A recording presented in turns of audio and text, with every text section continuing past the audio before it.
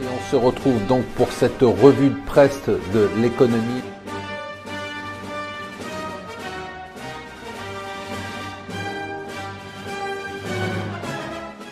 Bonjour et bienvenue sur Mon Financier pour la revue de presse de l'écho. Nous sommes le jeudi 5 octobre. Le Wall Street Journal nous dit que c'est le comeback des fonds spéculatifs, les hedge funds, ces fonds qu'on adore détester. Vous savez qu'on ne les voyait plus depuis quelques années pour cause de performances médiocres.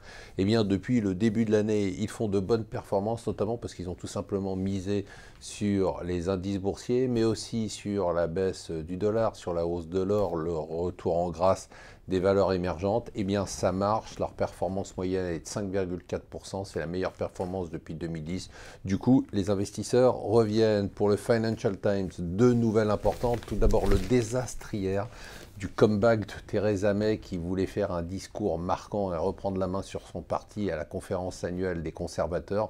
Malheureusement, elle a été prise de quinte de tout à répétition. Ensuite, un slogan qui était derrière elle s'est écroulé. Et enfin, une personne lui a remis une fausse lettre de licenciement signée par Boris Johnson. Ça a juste été un désastre. D'autre part, Trump, encore qui fait des siennes. Il est allé à Porto Rico, donc qui a été touché par les désastres naturels. Et il a dit en fait que globalement, les détenteurs de dettes sur Porto Rico, on parle quand même de 74 milliards de dollars, pouvaient s'asseoir sur leurs dettes parce qu'ils allaient les nettoyer. Du coup, tout ça s'est effondré d'un coup et de façon assez violente. J'adore la Cour des comptes, j'adore ses rapports parce qu'elle dit clairement ce qu'on pense tout bas. Là, elle s'en prend à la gestion des ressources humaines des enseignants. Elle dit que finalement, c'est quand même un désastre alors que le premier budget de l'État, c'est l'enseignement, que notamment la gestion des horaires des enseignants soit tellement dramatique qu'on arrive à des situations totalement aberrantes. On s'attendait à une grosse amende pour Amazon. Bruxelles a accouché d'une amende de 250 millions de dollars seulement pour Amazon. 250 millions de dollars pour Amazon, une amende.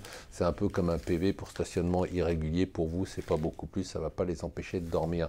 Intéressant aujourd'hui le Parisien qui dit: est-ce qu'il y a une guerre des générations entre les jeunes et les seniors, en cause bien évidemment la CSG qui touche de plein fouet les retraités. Le challenge du jour parle des Alstom et XTX et en disant c'était des champions français, le mot français est barré, ça devient des champions européens mais qui ne sont plus français. Et enfin, le dernier numéro de Fortune parle des 50 premières femmes, les businesswomen les plus puissantes du monde. En tête, numéro 1, la patronne de General Motors. Voilà, je vous souhaite une excellente journée.